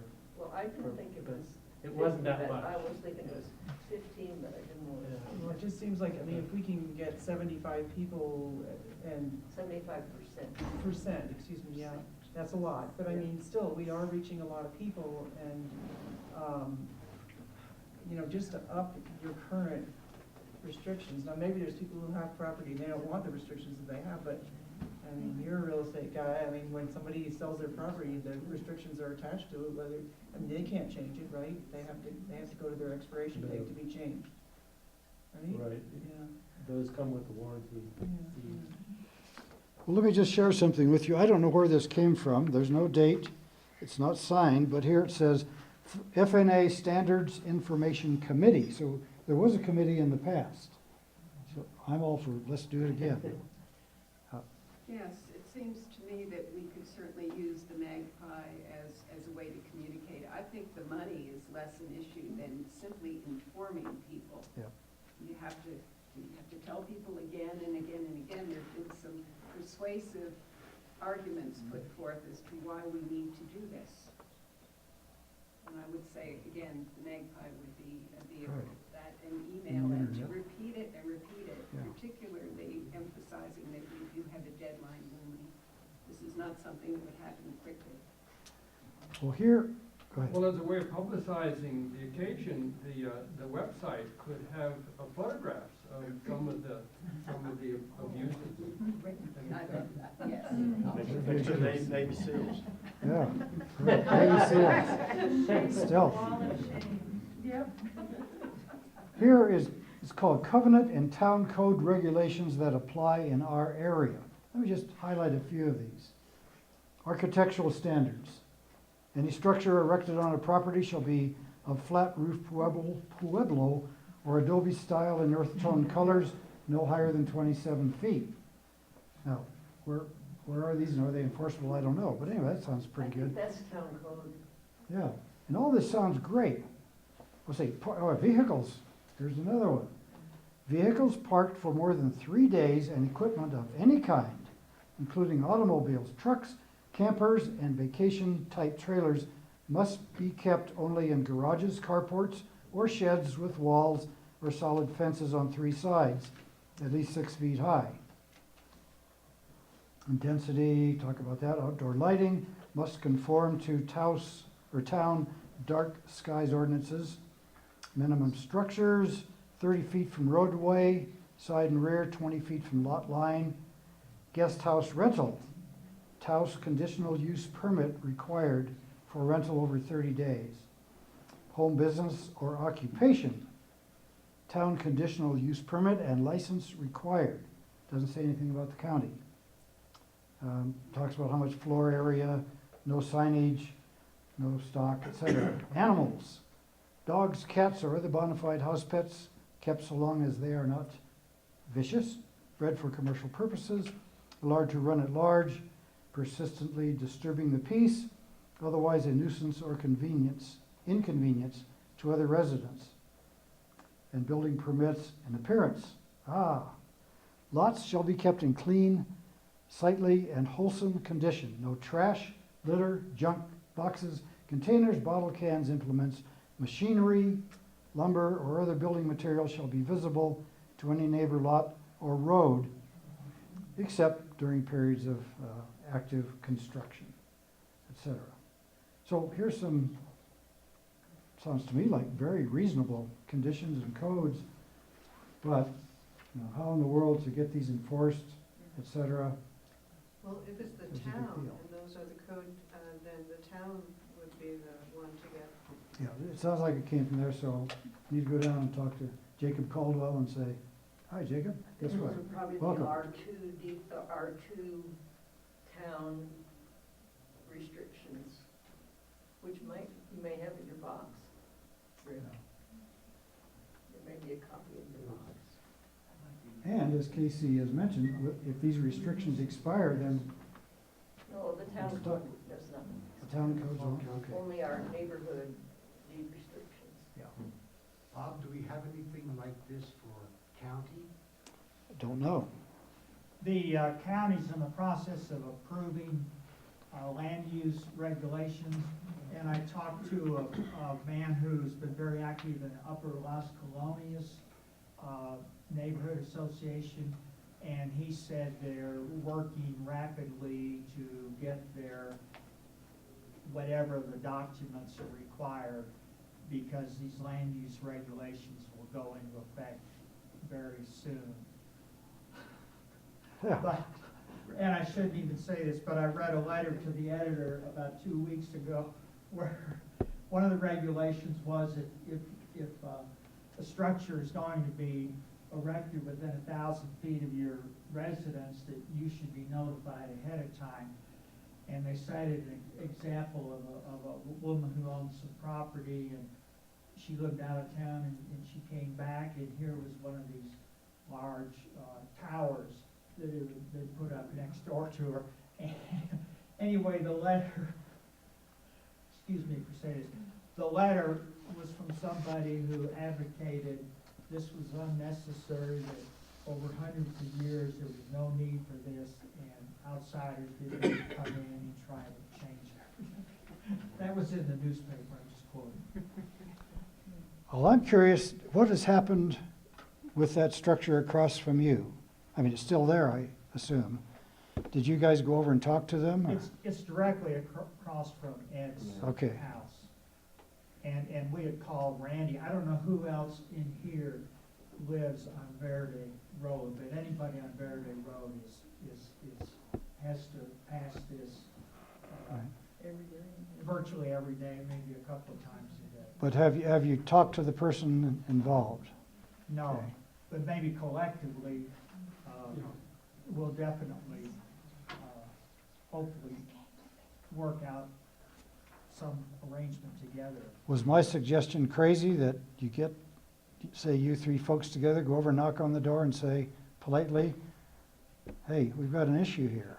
With a letter, an association letter is helpful. Yeah, but I'll tell you what, if three of my neighbors came to talk to me, that's gonna mean a whole lot more than a letter, because I can go, What's the but resistance that's to just the me. letters? The letter's the informant. Yeah. Find them is FNA. Yeah. Well, that was the idea, that a personal appearance, if nothing happens,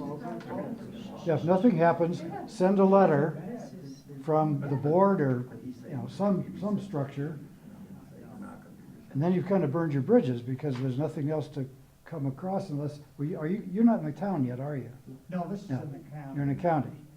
You need So- to find out what the county rules are, if there are any, number one. Well, If there I don't think there restrictions are on any. that, are And there they've deed attempted once restrictions? before to have some county Are there regulations. deed restrictions on that property? And now there it's are. coming back up. No, but it's what exists now. Are there deed restrictions and did they violate them? Well, That's what you need to that's find my out. opinion on it, yeah. Being in the county, there are deed restrictions in the warranty deed, and they're pretty specific, in terms of, how many harshes you can have and everything else. But my understanding is they would need to be enforced by going through the neighbor would have to sue and take action themselves because they are violated their deed restrictions. It's I think and that was my question is, I'm not sure that particular lot being where it is and looking at the different subdivisions has the same restrictions as our lot or Tom's lot or whatever. And that's why if we had some of these, I guess I can go down the county and look it up and see exactly, does it require a Pueblo style with, either territorial or a flat roof? And, the way it's set up in ours is you have to have an architectural committee and it has to go before them to approve or disapprove or whatever. Well, that's never been formed. It's, no one wants to, you're supposed to have a road committee. No one wants to have a road committee. It's, you hate to say it, the bottom line is it's almost like you have to take take a lawsuit against somebody because they violated a deed restriction that was in the warranty deed. And then you get in, again, I'm a little philosophizing here, then you get into interpretations of, well, does that really violate it, or is the intent there or not the intent? Tom, I know we would disagree, but somebody could say that hut has a Pueblo color to it and has a territorial roof. But it was bought right down here on 68 in one of those sheds is what it was. Sure. I mean, it's a nice shed, but does it violate the intent of the deed? And then that becomes somebody's interpretation. So, That's, of course, you get the lawyers involved, and that's where ka-ching, you're going to thousands of dollars. that's just a few comments. Yeah. I think, based on what Tom said, there's sort of a time factor on this, in my mind. There are homes that have been built that have had different adjustments that have been around for a long time. Now, something like this comes up. It stands out. There's no question about it. So I think we better find out, is there something we can do to alter this now, because other things might start to crop up, which might not fit into a grandfather clause type thing. My suggestion would be go talk to the county attorney. All they could do is say no, but I mean, he might say, I don't know, maybe something that would be helpful. But this is just me. I would go talk to them and say, look, and they're going to have all their arguments. Well, they put a foundation that cost me $5,000. The building costs $17,000. Blah blah blah blah. It's like, wait, that doesn't matter. If you're not in compliance, you're not in compliance. And see if that has any effect. I mean, maybe the guy would crumble and say, oh, weep, or who knows. Yeah, probably not. 2013. This is something that occurred in 2013, not that occurred in 19-something or other, where they Yeah. Well, anyway, out of this, looks like we got 1, 2, 3. I'd be on the committee. Anybody else would like to join a committee to look into this? Meaning a little work, a few meetings. Come on, we need help. Help! Okay, then I guess you're gonna have to suffer with all those crummy buildings. No. Okay, yeah, it's gonna be, I'm gonna be away for a little while, so maybe later in April. I'll be back the first part of May, so. How about if we put out, when you're back, an email that says, if you have compliance issues, and please join the committee so that you can learn about them and we can support each other in getting this thing handled, because without help, it's not gonna happen. So we can put out an email and we can get people, and if people are interested from afar, maybe notes and things like that, emails back and forth, meeting notes and information so that they can respond from afar. Okay. Anything else, Rick? Good, take it to Nepal. Okay, we got a couple other things we need to attend to. It is getting late. Elections. We don't have a president, we need a new treasurer, and we need a new board member. So from the enthusiastic hand raising of Who wants to do what? Let's start with the president. Who would like to be the president of this organization, of which I could work with them? I'll be happy to help. And I can guarantee you're no more busy than I am, or anybody else. But we'd love to have someone stand up and say, sure, I'll try it. Friend, neighbor, somebody you want to recommend, nominate? Aha. Okay. Treasurer. Who would like to be a treasurer? And a board member. I haven't talked to anybody, but I'd like to recommend Casey. Because I think in her job, it would benefit everybody if she were also a board member. Would you want to volunteer, Casey? Sure. Okay, we have one, we're going to vote on this. I'd like to nominate Tom Kemper for the board. I think he'd be valuable. He's very good. Tom who?